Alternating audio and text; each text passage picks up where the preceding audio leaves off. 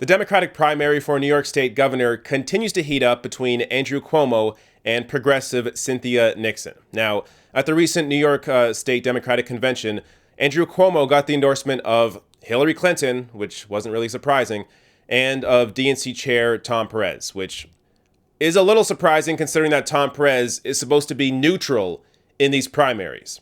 But someone else who endorsed Cuomo is Joe Biden, who increasingly shows how out of touch he is. Watch. In the 36 years that I sat in the United States Senate, I was rated, depending on these ratings agencies, between the fourth and the seventh most liberal member of the United States Senate. So I take a backseat to no one on my progressive values. No one. Zero. No one. I got involved in politics because of civil rights. I stayed involved in politics because of women's rights. I've been involved in politics because of the abuse of power internationally. So I take a backseat to no one. And by the way, Andrew Cuomo has never backed away from his progressive principles, not one single time. I am so over Joe Biden. He is increasingly becoming one of the more annoying politicians that are still hanging around. So he says, quote, Andrew Cuomo has never backed away from progressive principles. Not once. Now, Joe Biden is either lying or he is grossly misinformed on Andrew Cuomo. So let me show you a couple news stories here that break down how not progressive Andrew Cuomo is. So here's the first one from Reuters. New York Governor Cuomo's office intervened in corruption probe. New York Governor Andrew Cuomo's office meddled with the commission he created to root out corruption in state politics, pushing back whenever it focused on groups tied to Cuomo, the New York Times reported on Wednesday. Anything they want to look at, they can look at. Me, the Lieutenant Governor, the Attorney General, the Controller, any senator, any assemblyman. Cuomo, a Democrat, told reporters in August 2013. But the commission soon encountered resistance from Cuomo's office when it issued a subpoena to a media buying firm, Buying Time, which, unbeknownst to investigators, happened to include Cuomo as one of its clients, the Times said.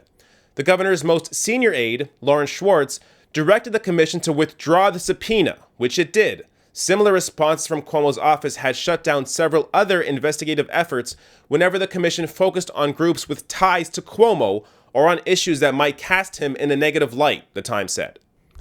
So this is how corrupt Andrew Cuomo is. He created this group to, weed out corruption in New York State politics. And then when this group started to look at Cuomo's corruption, he disbanded the group, got rid of them. It prevented them from looking into how he was corrupt. Yeah, so progressive. Let's go to this next headline here from New Republic. How Andrew Cuomo keeps the left in check. In a bizarre arrangement, 8 Democrats caucus with Republicans in New York's Senate, a legislative marriage that Cuomo is believed to have brokered to give the GOP control of the chamber. What Cuomo has done in the Senate is the most prominent example of how he has undercut New York's progressive architecture and neutered opposition from his left flank. On a legislative level, the coalition between the GOP and the renegade Democrats, known as the Independent Democratic Conference, allows Cuomo to control the pace of the reform coming out of Albany. It has hobbled the ability of the Democratic Party, which technically won a majority in the state Senate in 2012 and 2016, to push for progressive policies in areas like healthcare, voting reform, reproductive rights, and immigration. And it precludes the threat of a Democratic Senate majority leader with clout. So, Governor Cuomo created the IDC to actively push down progressive policy from getting through. So, New York State, along with California, should be a state that is leading on progressive policy. But because of the IDC and the way that Andrew Cuomo has created it, they have been actively pushing against that so that Cuomo can continue his relationship with his big money donors, his corporate buddies. Now, this shows you that Cuomo is not progressive.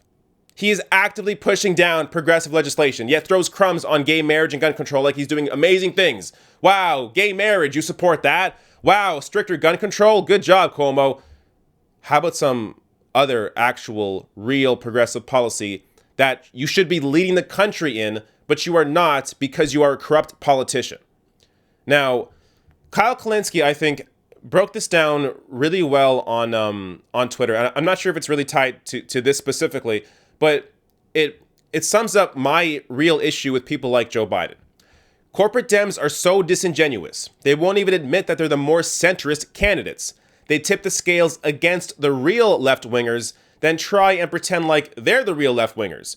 At least be honest about where you stand. And that's exactly how I feel. Joe Biden, Andrew Cuomo, they can be as moderate or centrist as they want. They can be as corporate as they want. But don't pretend that you're progressive and then actively work against getting progressive legislation through. That's just completely disingenuous. You're just a liar. You're faking it to try and get votes so that you can retain your power, when in reality, you are connected to big money donors, to corporations, and you are pushing policy through that benefits them.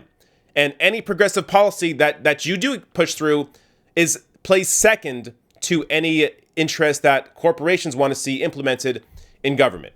So that is my issue with these types of people like Joe Biden. You can be as centrist or as moderate as you want, but don't pretend that you're progressive, because you clearly are not. Hey, if you like this video, hit that subscribe button below and consider throwing me a few bucks on Patreon at patreon.com/therationalnational or therationalnational.com/join.